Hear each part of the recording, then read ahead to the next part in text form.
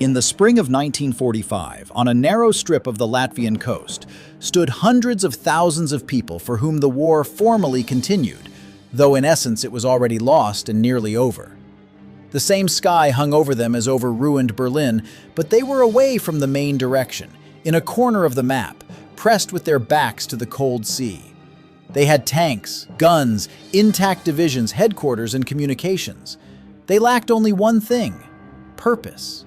Somewhere to the south, the front was collapsing. The Reich was shrinking to the size of a few cities. Yet here, on the Courland bridgehead, the army continued to dig trenches, repel attacks, and bury the dead as if there were still some goal ahead, some reward for steadfastness. The sea at their backs did not mean salvation. It meant a limit, beyond which there was nowhere to retreat. This is the story of how a massive force found itself trapped on a peninsula from which there was neither a breakout nor a proper evacuation, and continued to wage heavy, bloody battles in those very months when the outcome of the war was obvious to anyone who could read a map. There was no decisive battle here that could turn the tide of events. There was something else, a slow, stubborn holding of a position that changed nothing. And the central question, around which everything further unfolds, sounds simple and terrible. Why did hundreds of thousands of people die for a corner of land whose loss or retention no longer influenced anything? Who and why decided that this land was worth another 6 months of war when the war, in essence, had already been decided elsewhere? The beginning of this story lies in the autumn of 1944. By this time, the front line in the east had shifted so far west that the old names of operations lost their meaning. The Red Army, having driven the enemy back from Moscow, Stalingrad, and Kursk, that summer conducted one of the most crushing offensives of the entire war in Byelorussia, tearing the German defense to pieces. The entire northern half of the Eastern Front rolled back in its wake. The Baltic region, which the German command held as a screen, a bridgehead, a zone of dominance in the Baltic, was turning into a corridor that was about to snap shut. The army group defending the north found itself in a position where each day of delay brought catastrophe closer. The Soviet fronts advancing in the Baltic region strove for one thing: to reach the sea and cut off the northern force from the main mass of German troops in East Prussia. This could be done by splitting the defense along the shortest direction, to the Baltic coast in the area of the Lithuanian port city the Germans called Memel. If this breakthrough to the sea succeeded, an entire army group would be left hanging in a void, cut off by a narrow wedge of Soviet troops pressed against the water from 3 sides. This is precisely what happened in October of 1944. Soviet units in a swift strike broke through to the Baltic, slicing through the German front. The Northern Force, later renamed the Army Group bearing the very name of this peninsula, found itself cut off from East Prussia. Overland communication was lost.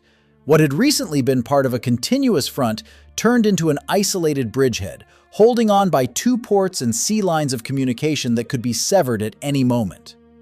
On the map, it looked like a neatly outlined sack. On the ground, it meant that dozens of divisions suddenly found themselves on an island that only pretended to be part of the mainland. To grasp the scale, one must speak of the forces of both sides, but not as lines in a table, but as a living mass of people and metal. On the German side, several armies, united into one group, ended up on the peninsula. By various estimates, several dozen divisions, hundreds of thousands of soldiers, a significant amount of artillery, armored vehicles, rear units, hospitals, depots, and airfields. This was not a broken, fleeing mob, but still an organized, disciplined force that retained its structure and capacity for defense. Herein lay one of the heaviest paradoxes of the Courland history. This was an army that did not fall apart. It maintained combat readiness until the very end. And precisely because of that, it continued to die when it could have long ceased resistance. On the Soviet side, against this force, acted the troops of several fronts advancing in the Baltic region, supported by aviation and the Navy. The forces were immense, but the task was unusual. After the enemy was trapped, the Soviet command faced a question for which there was no simple answer. Storming the fortified bridgehead head-on meant suffering heavy losses on terrain perfectly suited for defense. Leaving it alone was impossible for reasons of overall strategy. Thus arose a situation in which both sides found themselves bound to each other in a struggle that, for the most part, no longer decided the outcome of the war. To understand why the German command clung to this peninsula at all, one must see the war as it was seen in headquarters, on paper, on maps with neat arrows. On paper, the Courland bridgehead looked not like a trap, but like a bridgehead. Its proponents in the High Command argued that holding this sector tied down large forces of the Red Army, preventing them from being released for strikes on other directions. It was argued that the peninsula covered important sea lines of communication in the Baltic, that it was necessary for the operations of the submarine fleet, for which the Baltic waters served as a training and basing area. Finally, it was argued that from here, someday, a counterstrike could be launched, overland communication restored, and what was lost, regained. On paper, all this sounded almost logical. On the ground, each of these assertions crumbled at the first encounter with reality. The idea that the bridgehead tied down huge Soviet forces is only partly true, because the German force itself was tied down by the same bridgehead, taken out of the general war, useless for the defense of the Reich, which was collapsing in a completely different place. The idea of the peninsula's maritime significance lost meaning as dominance in the Baltic passed to the enemy, and the ports came under attack from aircraft and submarines. The idea of a future counterstrike was pure fantasy, because for a counterstrike one needs reserves, fuel, freedom of maneuver, all of which the trapped force did not have and could not have. Here, for the first time, the cause and effect chain that determined the entire drama becomes clearly apparent. The breakthrough of Soviet troops to the sea cut off the force from overland supply. The loss of overland supply made the army completely dependent on the sea. Dependence on the sea meant that any increase in pressure on the ports and lines of communication slowly strangled an entire army group without inflicting a single decisive defeat upon it. And the longer this strangulation continued, the more obvious it became that holding the salient was not bringing any objective closer, but merely prolonging the agony. The decision to hold was made at the very top, and it was made contrary to sober military calculation. Professional military men who saw the situation of the grouping understood that a reasonable solution would have been evacuation by sea, the withdrawal of at least some divisions for defense on other fronts where they were truly needed. But political will demanded holding every scrap of conquered land, surrendering nothing, turning every salient into a fortress. Thus, the order to hold was born. On the map, this order looked like firmness. On the ground, it meant that hundreds of thousands of people would be tied to a doomed sector until the war ended in the capital of the Reich. And here it is worth pausing to say that the order to hold was not merely a miscalculation. It was a decision that shifted the price of someone else's stubbornness onto the shoulders of those standing in the trenches. Command, looking at the map, saw arrows and lines. The soldier on the ground saw a broken road, a wet forest, dwindling ammunition, and a sea that was not an escape. Between the map and the ground lay an abyss, and into this abyss human lives were falling. Now we must speak of the ground in the most literal sense. Courland in autumn and winter is terrain that itself becomes a participant in the battle. Lowlands, swampy areas, dense forests, numerous small rivers and streams, roads turning to mud. The autumn mud season turned dirt roads into a viscous mass in which wheels and tracks sank. What was marked on the map as a thin line of a road, on the ground turned out to be a strip of mud along which vehicles moved slower than infantry. Swamps and forests limited maneuver, narrowing the directions of possible attacks to a few passable sectors, and it was precisely on these sectors that the defense concentrated everything it had. For the attacking side, such terrain was torment. Narrow, passable corridors turned into corridors of death, where every attack ran into a pre-prepared, artillery-saturated defense.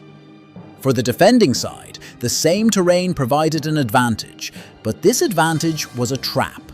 Holding such a line was relatively easy, but that was precisely why they did not want to abandon it, and that was precisely why it continued to consume lives month after month.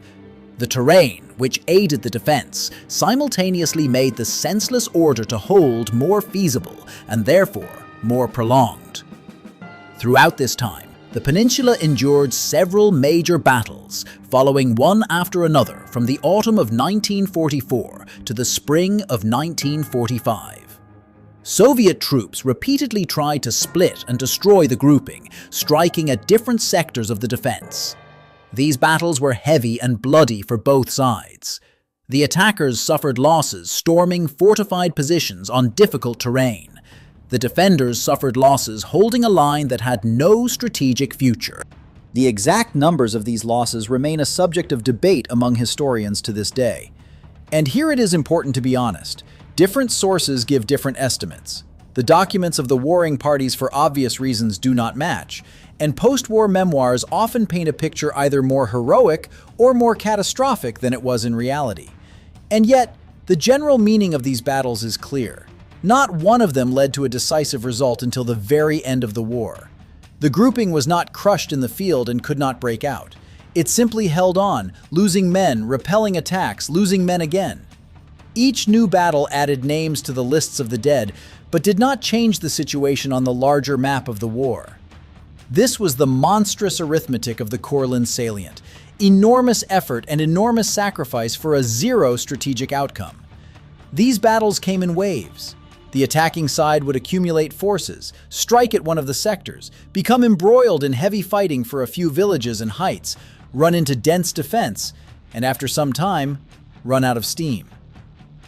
Then a pause would come, during which both sides licked their wounds, brought up reserves, and buried the dead. Then everything would repeat in another sector. This repetitiveness is one of the heaviest features of Courland's history. There was no single decisive assault after which one could put a period. There were several major battles, and each of them claimed thousands of lives, bringing neither side closer to a resolution.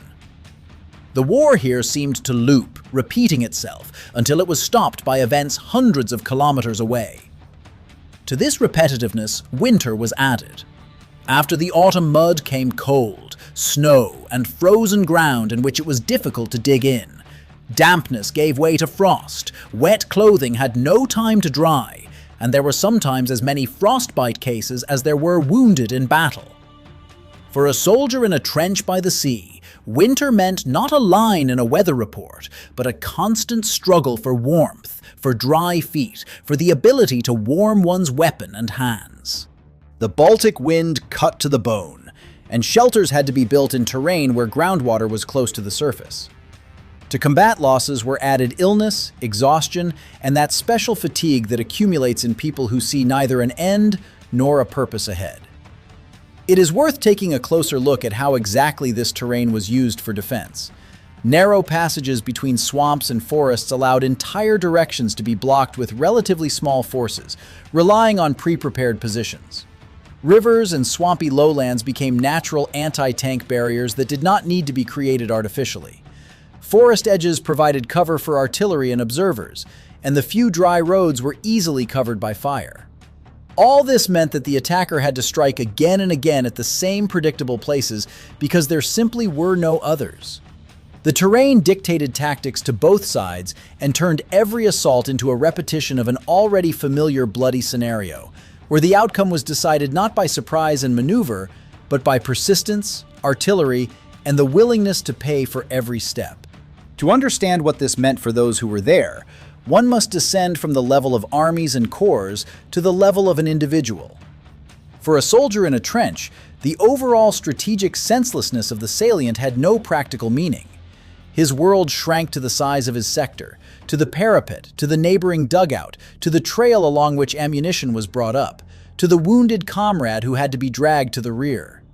He did not see arrows on a map. He saw the ranks thinning, how ammunition and fuel became ever harder to come by, how medical wagons filled with wounded who had nowhere to be sent because evacuation by sea was limited and dangerous.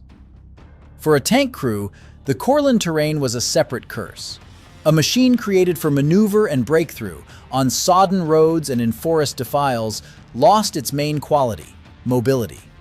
A tank stuck in mud or left without fuel transformed from a weapon into a stationary target, and then into a piece of abandoned metal.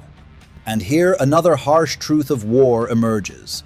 The fate of a battle was often decided not by the thickness of armor or the caliber of the gun, but by the presence of fuel in the tank and shells in the racks. A tank could withstand much, but it could not withstand an empty tank and a severed supply line. This leads to a discussion of logistics, without which it is impossible to understand the Courland tragedy. After the land connection with the main forces was lost, all supply for the group fell to maritime transport and, to a lesser extent, to aviation. Ammunition, fuel, food, and reinforcements were delivered to the peninsula by sea, while the wounded and some rear services were evacuated back. But the sea, unlike land, does not forgive mistakes and does not tolerate enemy dominance. As Soviet aviation and the Navy increased pressure on the communications, each voyage became more and more risky. This meant that the supply for the trapped army was not just limited, it was fragile, dependent on weather, on ship losses, on the condition of the ports. The logistical strangulation acted slowly but inexorably. Fuel had to be conserved, which further constrained the mobility of the troops.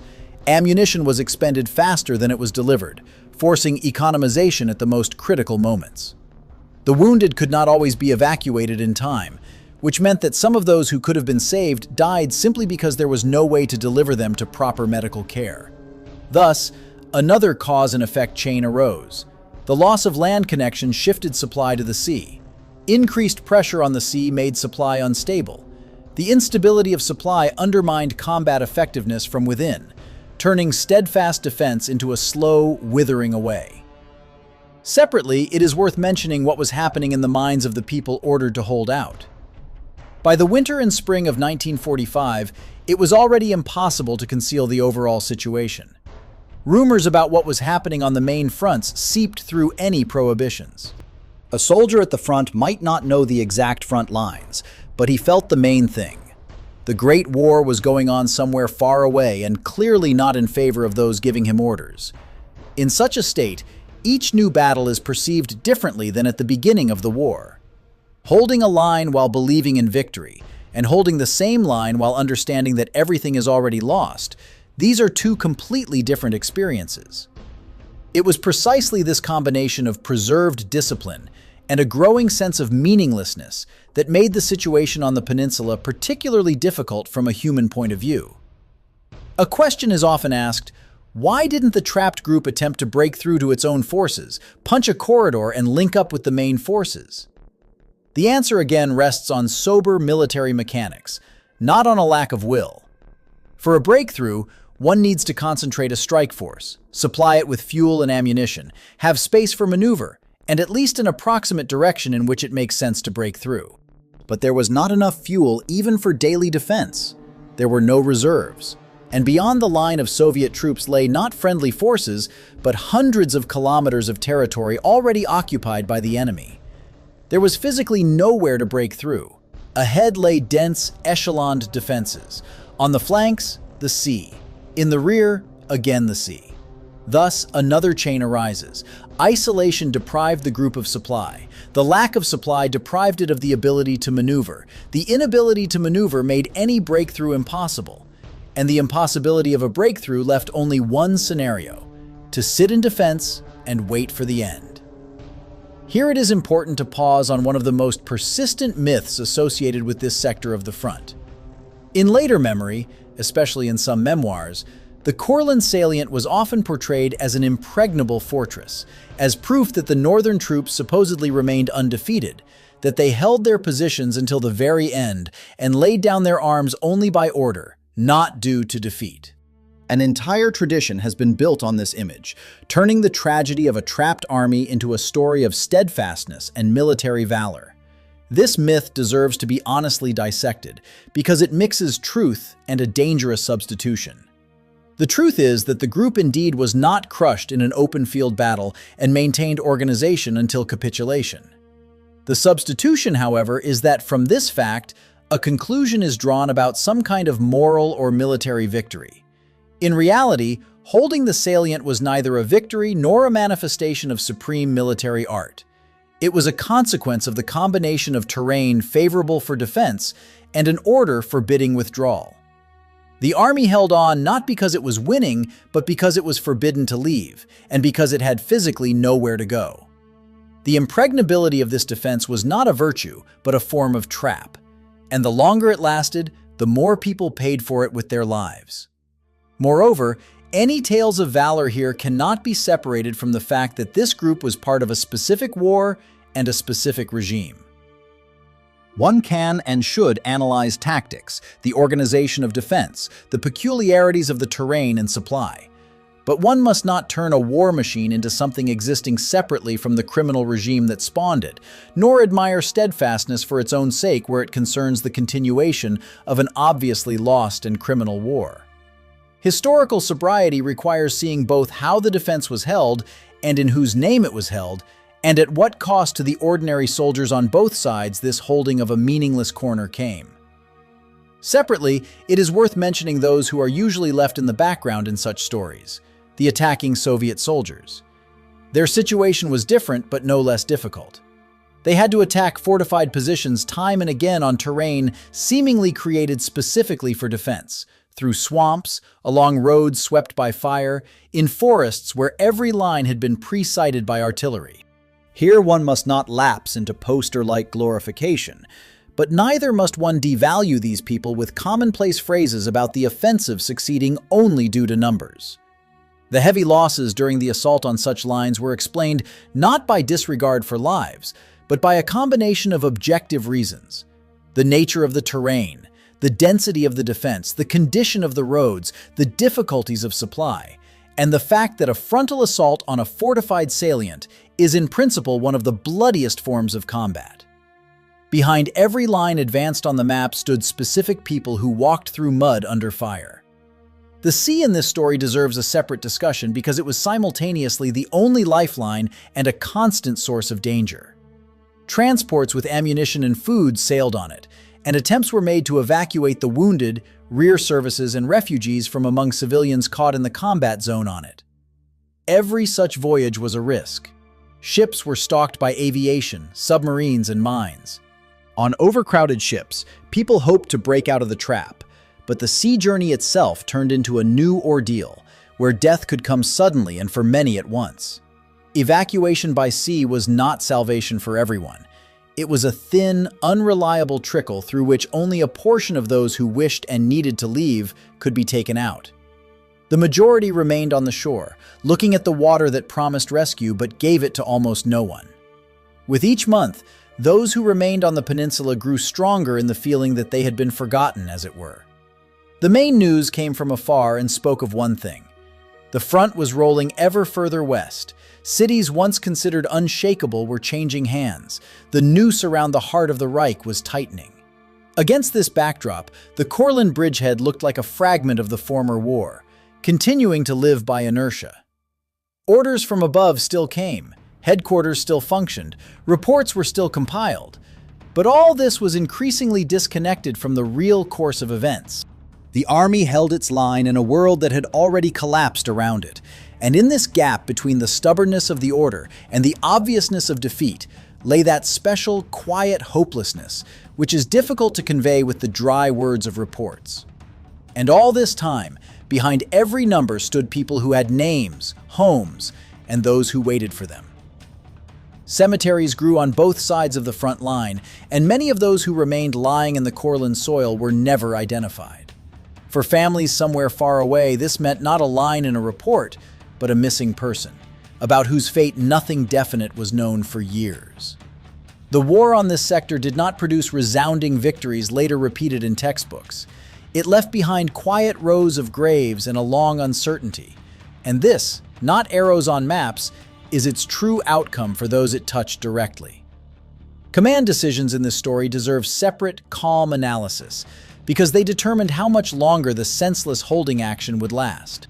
On the German side, the key decision was not to evacuate the grouping, but to turn the bridgehead into a fortress and hold it at any cost. This decision was made at the highest level, against the opinion of those military men who understood the hopelessness of the situation. Those who made it failed to consider the main point, that holding an isolated sector does not save a collapsing front hundreds of kilometers away, that the divisions tied to the bridgehead were useless for the defense of the Reich's capital, and that the price of this stubbornness would be paid not by those who gave the orders, but by those who carried them out. The consequence was that a significant combat-ready grouping was effectively taken out of the war long before its formal end, and yet continued to suffer and inflict losses. On the Soviet side, the command decision was of a different nature. The command faced a choice: to continue costly assaults in an attempt to completely destroy the grouping, or, understanding that it was already locked in and did not affect the main events, to limit themselves to containment, blockading the bridgehead, not wasting forces on frontal attacks where they could be avoided. The logic of blockade gradually gained the upper hand as it became clear. The trapped army was going nowhere anyway, and decisive events were unfolding on entirely different axes, leading to the heart of the Reich.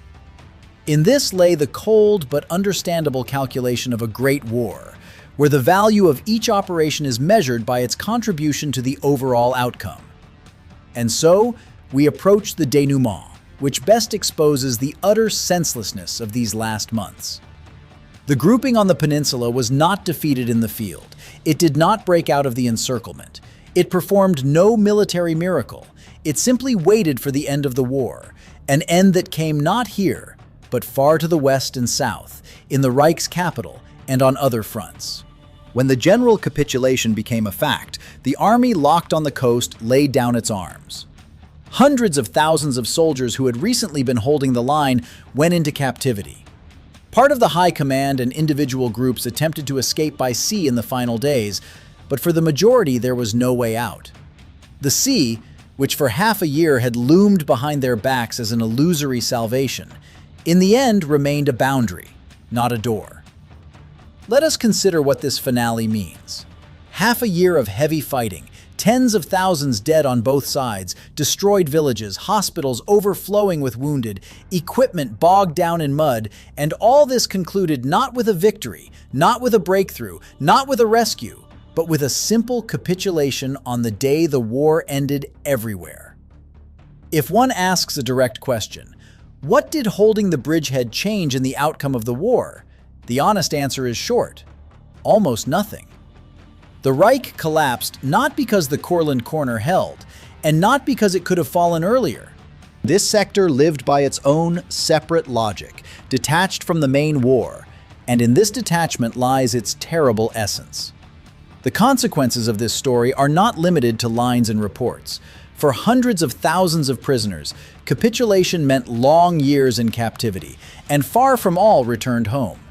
For the local population of the peninsula, the war left a ravaged land, ruined farms, and the memory of months spent between two armies.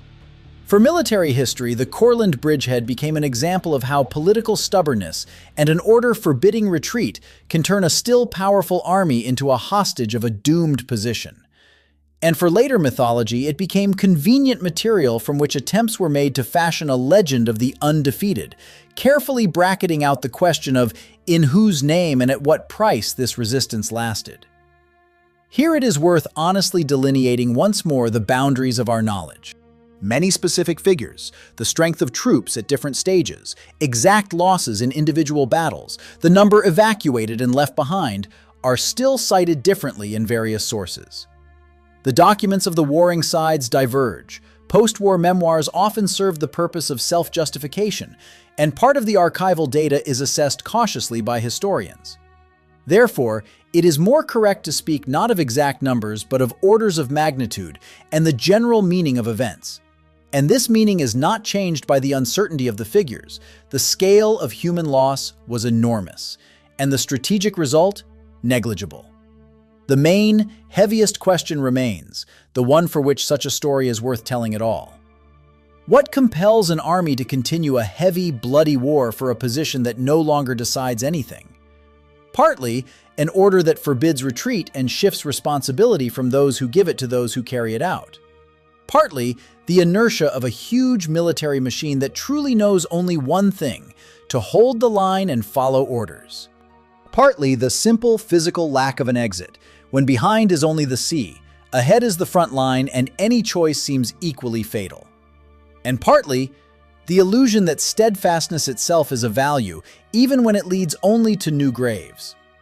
The Courland bridgehead remains in memory not as a great battle or an example of military valor, but as an extremely clear, almost laboratory case of that special cruelty of war which manifests in its final months. It is a cruelty not of one terrible blow, but of a slow, drawn-out holding of a corner that had no meaning. A war rarely ends exactly when its outcome becomes clear. More often, between the moment when everything is already decided and the moment when the guns finally fall silent, there lies an entire stretch of time filled with battles that change nothing and deaths that nothing can justify anymore. Courland is about that stretch of time.